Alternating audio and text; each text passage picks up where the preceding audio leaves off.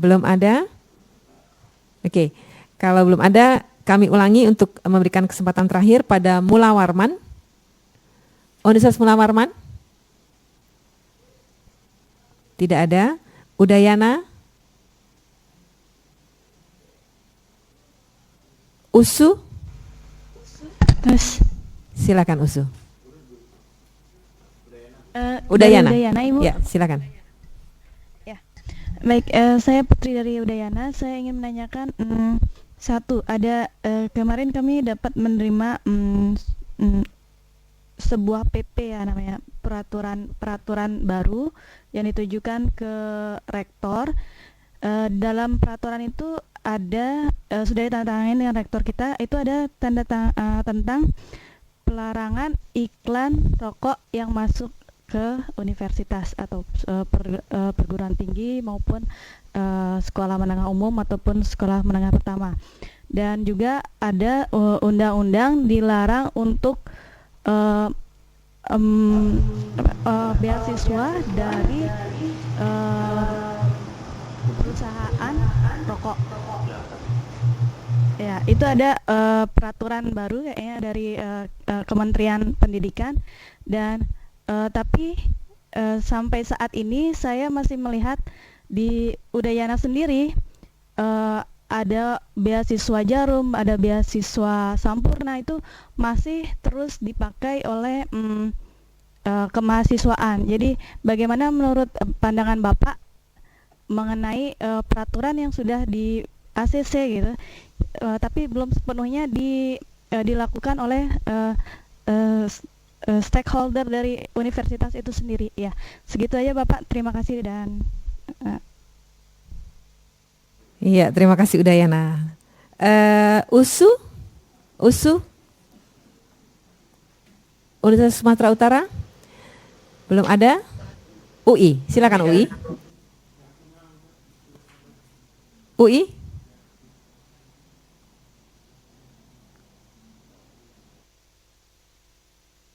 Belum terdengar suaranya.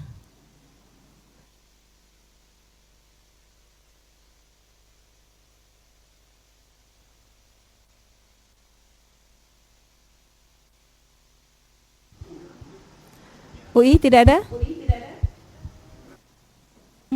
Pertanyaan Ibu. Ya, ayo cepat. Kayaknya nggak ngaruh juga nih suaranya gitu. Ya, pertanyaan yang pertama, sebenarnya intervensi yang dilakukan untuk rokok itu mesti bottom up atau top down dari keluarga atau anaknya dulu. Terus yang kedua, kalau harm reduction di rokok itu ada atau enggak? Soalnya kalau di nafza kan ada. Yang ketiga, sebenarnya tindakan nyata dari pemerintah pusat dan daerah itu terhadap rokok ini sebagai stakeholder kayak gimana? Yang keempat, metode apa yang paling signifikan untuk mencegah pembudidayaan rokok dalam masyarakat di Indonesia? Yang kelima, kenapa sih unsur punishment yang ada di Indonesia itu nggak dipakai untuk rokok? Yang keenam, gimana supaya masyarakat itu bisa sadar akan bahaya rokok? Terima kasih. Baik, banyak sekali, ada 6 pertanyaan. Silakan Pak Suarta, kita mulai dari Uncen dulu. Terima kasih untuk teman dari Uncen ya. Pertanyaannya kenapa perokok itu berumur panjang? Itu yang pertama ya. Jadi sebetulnya tuh yang umur panjang itu kan cuma kasus. Misalnya Deng Xiaoping katanya merokoknya 5 bungkus sehari tapi umurnya 101 tahun. Tapi itu hanya satu. Kalau kita lihat statistik, itu rata-rata berkurang umur 15 tahun, bukan tambah umurnya. Jadi sebetulnya kita nggak bisa lihat kasus ya, kita harus lihat statistik. Artinya penelitian dengan statistik yang robust, yang bagus, yang baik metodenya. Dan itu menunjukkan bahwa perokok itu semuanya umurnya pendek. Lalu dikatakan kita ini tiap tahun sekitar 4 juta meninggal karena rokok. Dan itu akan bertambah terus sampai 10 juta mungkin tahun 2030. Jadi sebetulnya salah itu persepsi bahwa perokok itu berumur panjang. Dan yang kedua itu pertanyaannya kenapa penjualan rokok itu untung gitu? Jadi kan ada rantai penjualan. Oh iya, tentu ini kan sama seperti dagang apa saja kan. Jual rokok kan memang tentu memberi keuntungan pada penjualnya ya. Tapi untung terbesar sebetulnya kan pada produsennya, industrinya. Karena itu dapat untung paling banyak sebetulnya. Yang lain-lain kan cuma dapat untung dari nilai tambah. Artinya kalau jual di Jayapura barangkali harga rokok sedikit lebih mahal daripada jual di Jakarta. Dan itu menjadi keuntungan penjualan rokok daripada penjualnya. Tapi kalau kita lihat ya, industri itu karena dia memang dapatnya sekian triliun, 5 dari 10 orang terkaya di dunia itu kan dari perusahaan rokok di Indonesia.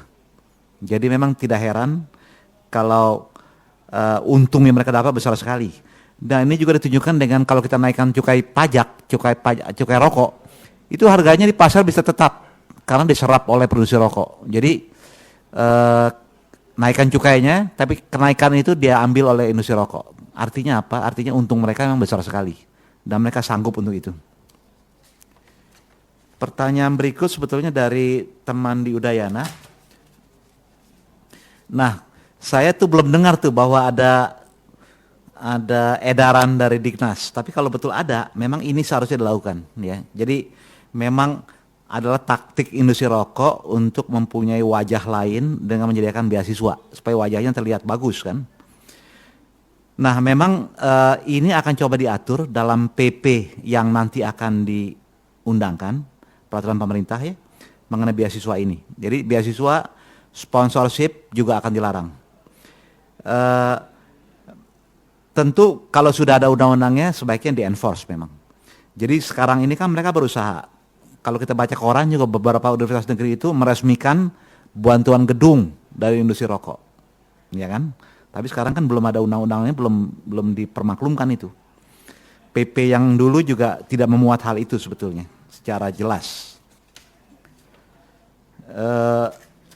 Teman dari UI ya, teman dari UI ini cukup banyak ya. Yang pertama, bagaimana intervensi mulai dari keluarga. Memang itu yang kami harapkan sebetulnya.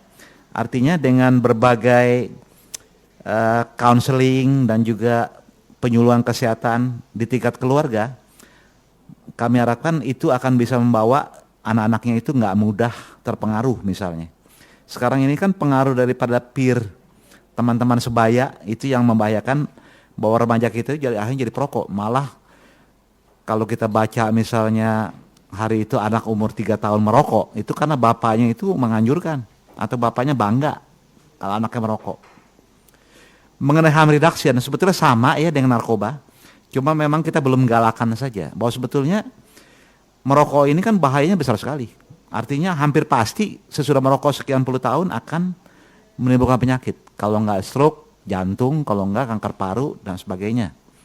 Jadi jelas bahwa kita memang harus melakukan hal ini. Nah, tindakan Pemda, memang sekarang ini banyak Pemda mulai menyadari, karena itu mereka mencoba membuat peraturan daerah. Karena peraturan pusat ini nggak keluar-keluar, undang-undang juga nggak pernah ada, jadinya Pemda ini membuat sendiri undang-undangnya. Khususnya menyangkut perlindungan dari polusi asap rokok maupun smoke free area, artinya kawasan bebas asap rokok. Tapi kan kita tahu bahwa misalnya tempat umum itu selama ini sebetulnya sudah dianjurkan, tapi belum di-enforce dengan baik. Yang sudah di-enforce baik sebetulnya sarana pendidikan, gedung-gedung pemerintah, sarana beribadah, itu rata-rata memang kurang udah di-enforce untuk tidak merokok.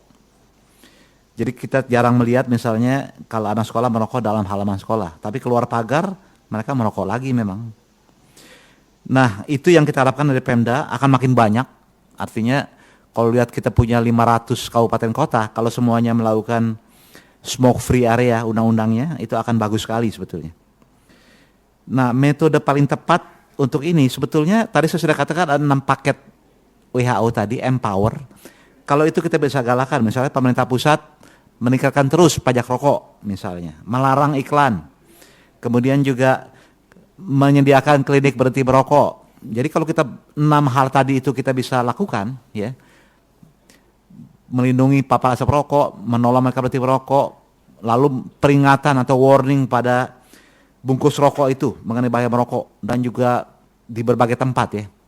Kalau di Jakarta kita bisa lihat di busway itu ada sebetulnya bukan iklan, itu peringatan bahaya merokok sebetulnya di bagian belakang busway. Mungkin ada sekarang sekitar 40 busway yang sudah memuat itu. Itu cukup bagus sekali sebetulnya. Tapi memang metode paling tepat tidak ada, artinya kita harus gunakan semua metode. Minimal 6 tadi itu. Yang kelima, kenapa punishment tidak digunakan ya? Memang sebetulnya kalau kita lihat PP yang ada sekarang ini, PP 43 tahun 2004, PP 34 tahun 2004, itu sebetulnya tidak memuat punishment. Jadi orang merokok di mall cuma dilarang merokok di mall atau di tempat-tempat umum, tapi tidak dimuat punishmentnya, misalnya dihukum berapa. Tapi di perda yang sekarang smoke free area ini itu dimuat. Artinya perda DKI misalnya, itu misalnya didenda 5 juta untuk perokok, 40 juta untuk pemilik establishment misalnya. Saya kurang ingat tepatnya. Tapi artinya didenda, perokok didenda dan juga pemilik establishment didenda.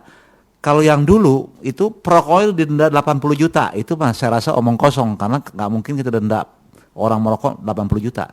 Tapi kalau pemilik mall didenda 80 juta itu mungkin karena mereka mampu. Jadi barangkali memang tepat sekali unsur punishment itu harus digalakan. Yang keenam ini, yang keenam apa? Sadar.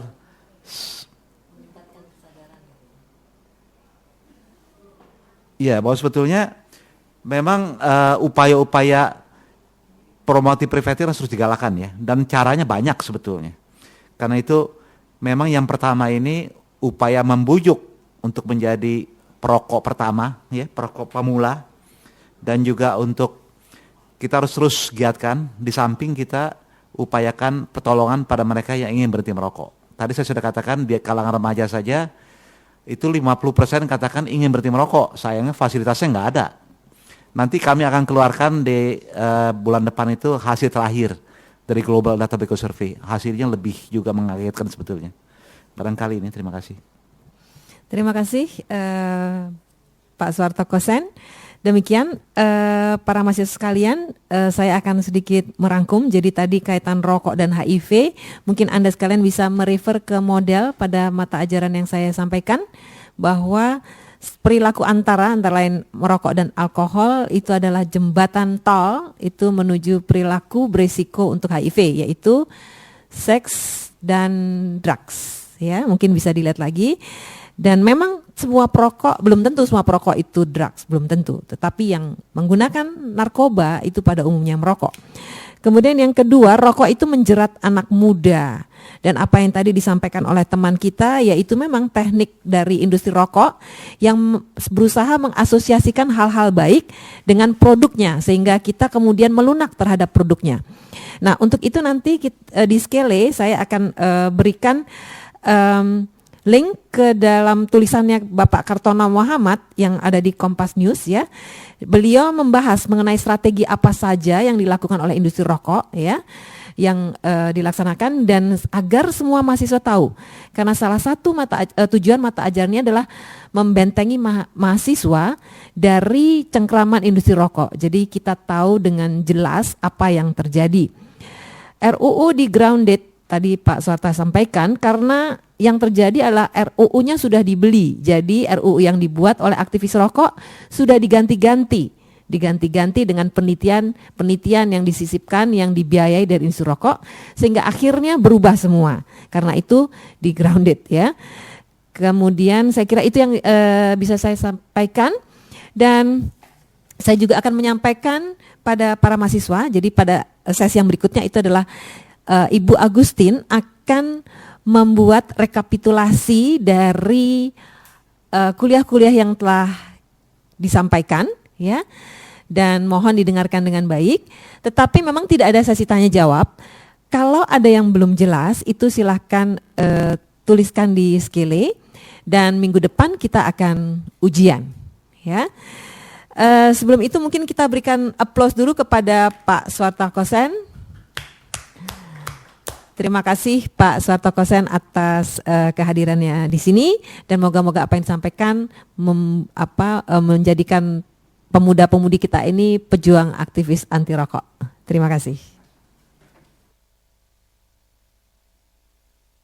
Ya, sebelum kita break 5 menit akan saya sampaikan bahwa UNESCO itu menyampaikan pada kami bahwa beliau memberikan kesempatan pada para mahasiswa untuk magang di institusi UNESCO. Jadi bagi Anda yang lulus dan nilainya cukup baik, itu dapat memperoleh pengalaman untuk magang di UNESCO selama 1 sampai 4 bulan.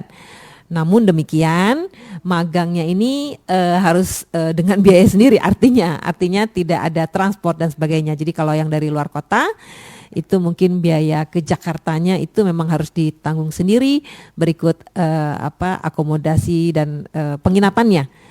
Tetapi hal ini merupakan kesempatan yang baik bagi para mahasiswa, karena kalau kalian lulus dan mempunyai istilahnya history riwayat kerja, itu akan sangat bermanfaat.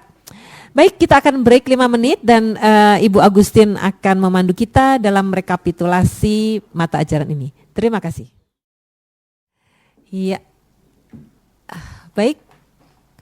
Para mahasiswa sekalian, kita masuk ke sesi yang terakhir, yaitu sesi rekapitulasi. Dan tadi secara online banyak yang bertanya mengenai ujiannya, soalnya kayak apa dan bagaimana. Nanti juga akan dijelaskan oleh Ibu Agustin.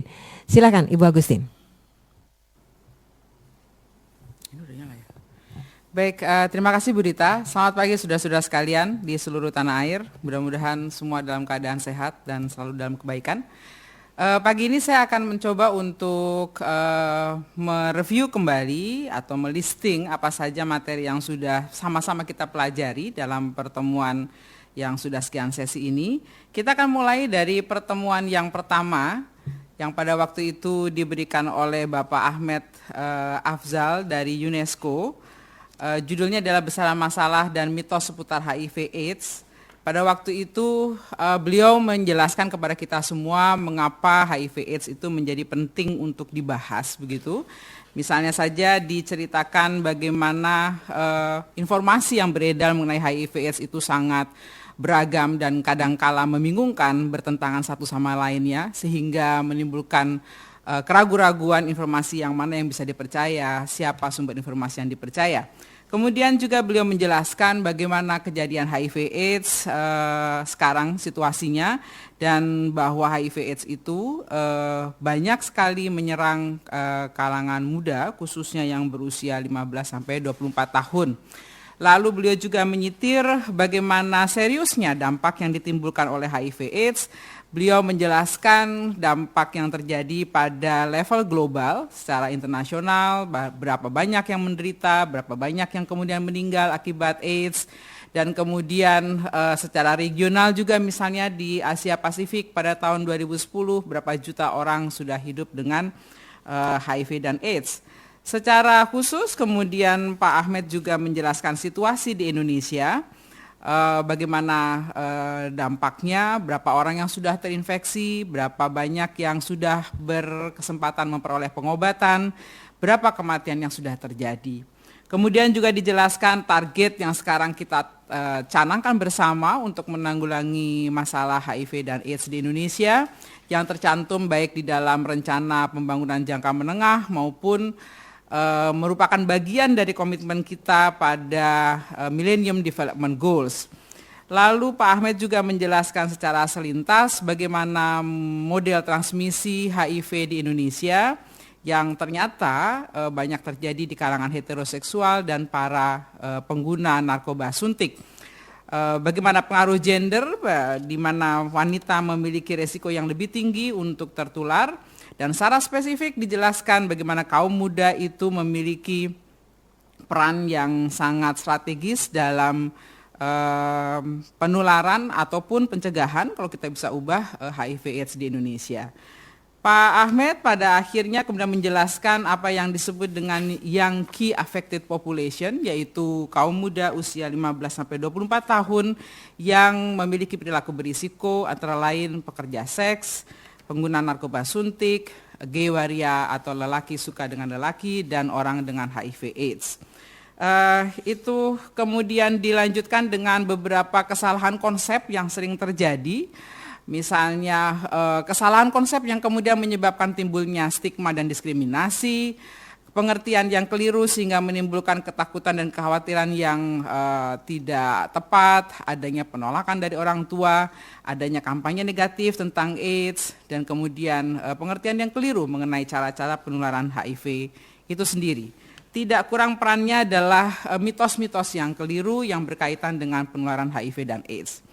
Secara spesifik, beliau kemudian menunjukkan bagaimana relevansi masalah tersebut bagi mahasiswa di tingkat perguruan tinggi, menjelaskan apa yang dimaksud dengan preventive education yang secara keseluruhan merupakan bagian dari karakter building. Maka lalu kita sampai pada kegiatan ini. Pak Ahmed juga menjelaskan bagaimana peran UNESCO sebagai salah satu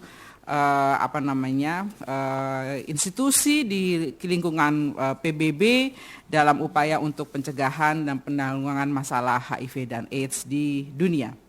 Baik, itu kira-kira secara garis besar apa yang disampaikan oleh Pak Ahmed pada sesi yang pertama. Kita lanjutkan sekarang pada pertemuan yang kedua. Kita bertemu dengan Ibu Nafsiah Boy yang memberikan materi mengenai HIV AIDS di kalangan kaum muda di Indonesia.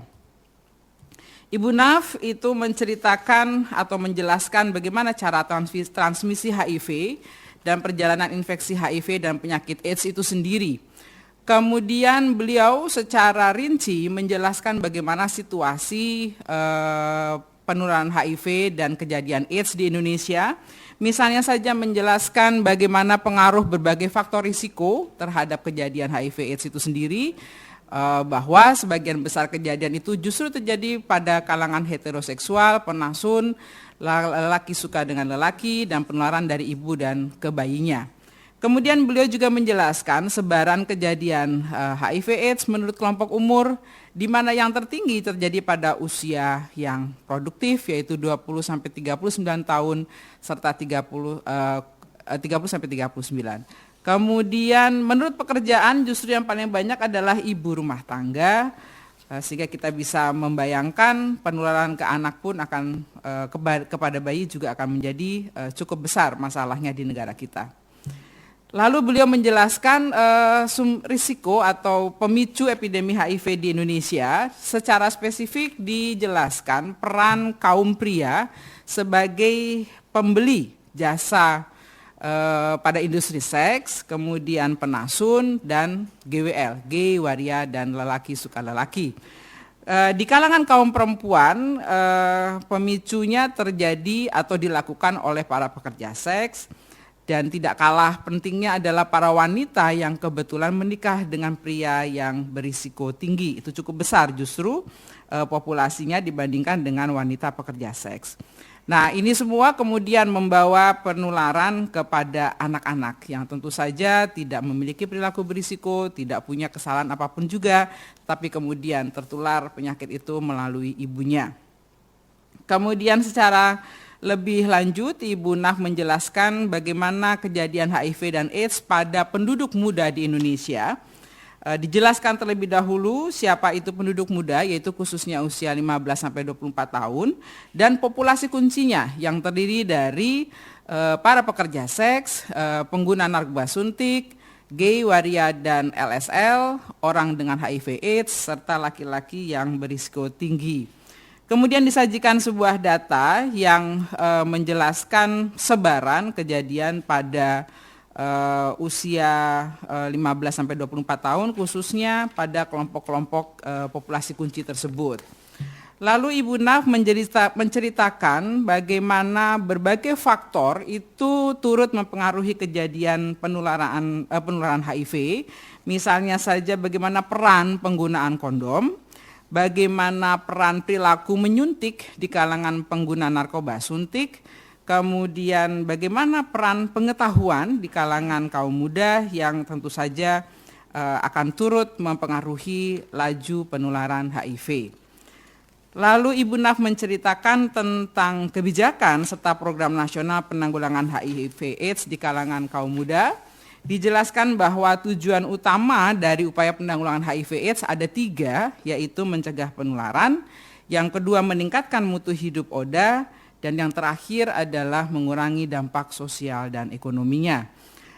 Kegiatannya bisa bermacam-macam, baik yang dilakukan oleh atau di kalangan masyarakat umum yang mencakup pada pendidikan agama, menghilangkan stigma diskriminasi, melaksanakan kegiatan pendidikan sebaya, pemberdayaan remaja, penjangkauan di tempat kerja khususnya fokus pada laki-laki, serta pemberdayaan dan perlindungan perempuan dan remaja putri. Dijelaskan juga pada pertemuan tersebut bagaimana banyak sektor yang sudah turut berperan dalam upaya penanggulangan masalah HIV dan AIDS di negara kita ini.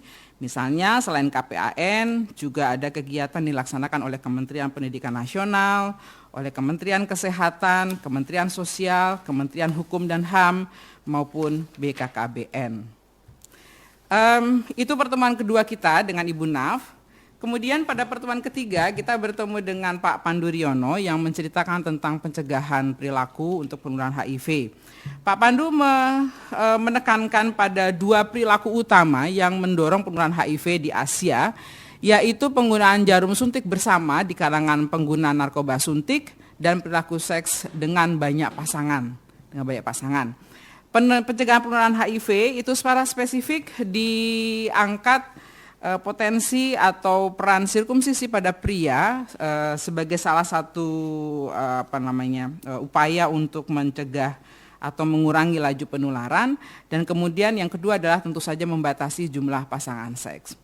Pencegahan penurunan HIV pada kelompok dengan perilaku berisiko itu khusus sekali, misalnya saja dijelaskan oleh Pak Pandu bagaimana pentingnya atau peran penggunaan kondom, lalu tes dan konseling HIV, serta pengobatan IMS dengan benar. IMS adalah infeksi menular seksual.